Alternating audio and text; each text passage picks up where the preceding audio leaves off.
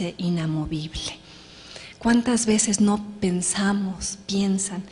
La corrupción no puede ser combatida, los políticos no pueden ser propositivos, la sociedad no puede ser movilizada, la población no puede ser educada, los buenos siempre sucumben, los reformadores siempre pierden, el país siempre pierde, los mexicanos siempre se tiran al vacío desde el castillo de Chapultepec y no logran salir de ahí. Por eso es mejor callar, es mejor ignorar, es mejor emigrar. Pero yo les pediría que reflexionaran sobre aquello que Julio Scherer le pidió a Ernesto Zedillo en esa lista, porque en esa descripción de todo aquello que ustedes aman de México, porque frente a los motivos para cerrar los ojos están los motivos para abrirlos. Frente a las razones para perder la fe están todas las razones para recuperarla. Los murales de Diego Rivera, las enchiladas suizas de Sanborns, las mariposas en Michoacán, el cine de Alfonso Cuarón, el valor de Sergio Aguayo, con aquello que Martin Luther King llamó coraje moral.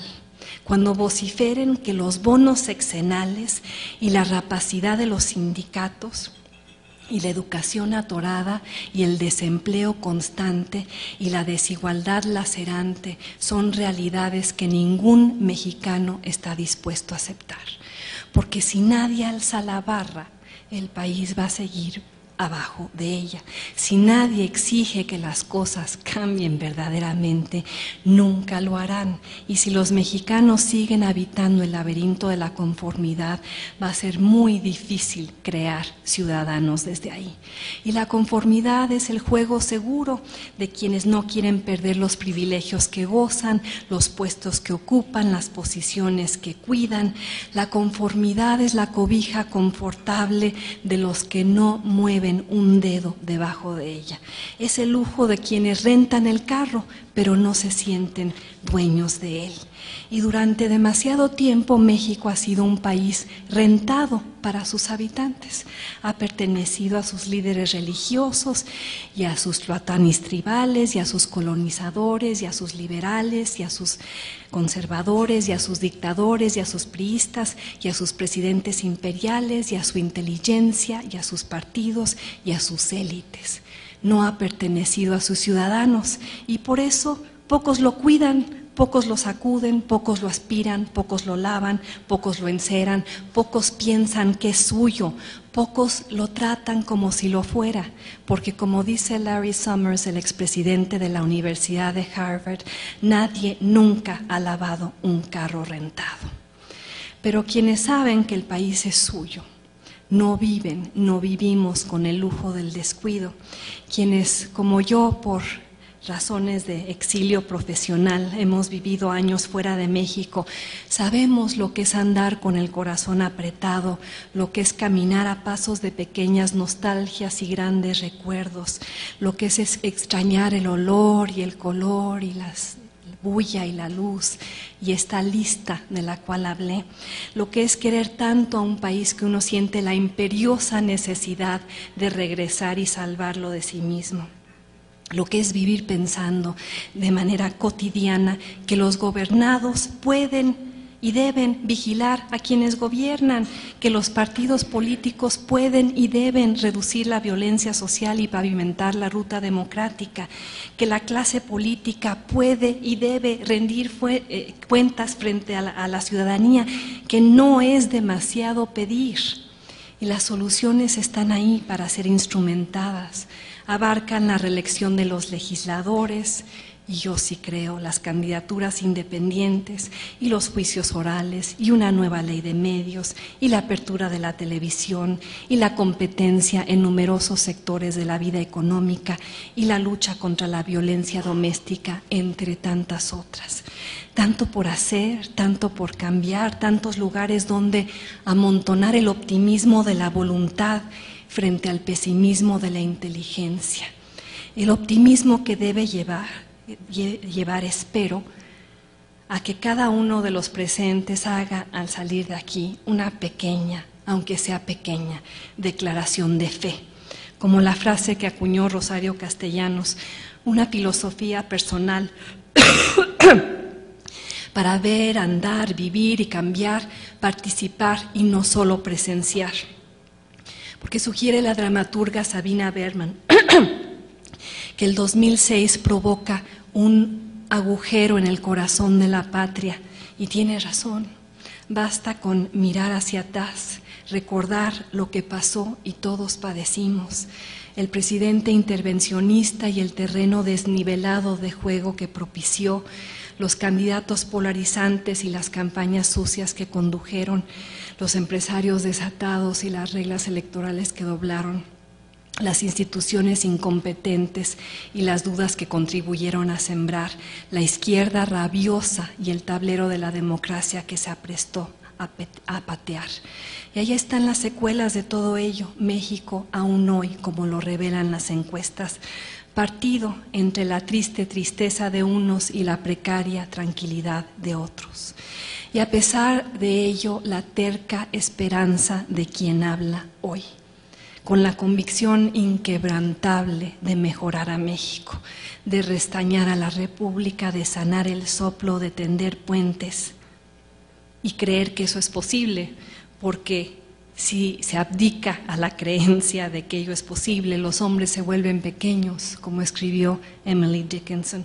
Y yo creo que es necesario volver a México un país de ciudadanos, un lugar poblado por personas conscientes de sus derechos y dispuestos a contribuir para defenderlos, dispuestos a alzar la voz para que la democracia no sea tan solo el mal menor y una conquista sacrificable si de salvar al sistema existente se trata, dispuestos a llevar a cabo pequeñas acciones que produzcan grandes cambios, dispuestos a sacrificar su zona de seguridad personal para que otros la compartan. Yo creo también que ser de clase media en un país con 40 millones de pobres es ser privilegiado. Y los privilegiados tienen la obligación de regresar algo al país que les ha permitido tener esa posición, porque ¿de qué sirve la experiencia, el conocimiento, el talento, si no se hace con ello de México un país más justo? ¿Para qué sirve el ascenso social si hay que pararse sobre las espaldas de otros para conseguirlo? ¿Para qué sirve la educación si no se ayuda a otros a obtenerla? ¿Para qué sirve la riqueza si hay que erigir cercas electrificadas cada vez más altas para defenderla? ¿Para qué sirve ser habitante de un país si no se asume la responsabilidad compartida de asegurar vidas dignas ahí? Y por ello yo creo en el poder de llamar a las cosas por su nombre, de descubrir la verdad aunque haya tantos empeñados en esconderla, de decirle a los corruptos que lo han sido, de decirle a los monopolistas que deberían dejar de serlo, de decirle a quienes han gobernado mal a México que no tienen derecho a seguir haciéndolo. Yo creo en la obligación ciudadana de vivir en la indignación permanente, criticando, denunciando, proponiendo, sacudiendo. Porque, insisto, los buenos gobiernos, insisto, se construyen a base de buenos ciudadanos y en realidad solo los inconformes lo son. La insatisfacción lleva a la participación, el enojo a la contribución, el malestar con el statu quo a la necesidad de cambiarlo. Y yo creo que personas comunes y corrientes, como todas las que están sentadas aquí esta tarde, pueden hacer cosas extraordinarias. Aquellos que hacen más que pararse en fila y en silencio, individuos que pelean por los derechos de quienes ni siquiera saben que los tienen. Lidia Cacho denunciando a los pederastas y acorralando a los políticos que los protegen. Javier Corral liderando la oposición contra la ley Televisa y concientizando al país sobre sus efectos, Eduardo Pérez Mota peleando por la competencia y denunciando los costos que el país ha pagado por obstaculizarla, José Ramón Cosío sacudiendo a la Suprema Corte de Justicia y alertando a sus colegas sobre el papel que debería desempeñar. Ellos y tantos más, héroes y heroínas de todos los días, ombudsmans cotidianos. Yo creo que mientras en México existan personas así, encendidos, comprometidos, preocupados, el contagio continuará. Y poco a poco, y a empujones, como todo lo que vale la pena, los mexicanos aprenderán que es más importante ser demócrata que ser periodista, ser demócrata que ser panista. El monólogo de los ciudadanos se convertirá en el coro de la población. Y yo creo que un día, quizá no tan lejano, habrá un diputado que suba a la tribuna y exija algo en nombre de quienes lo han electo. Y México ese día será otro país.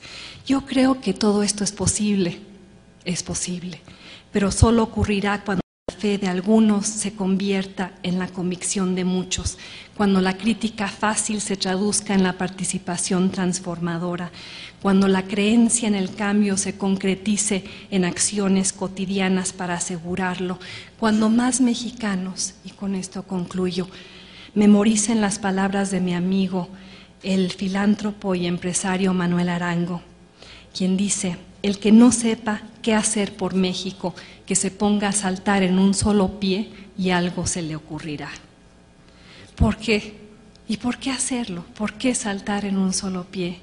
Para que se nos ocurra algo que hacer.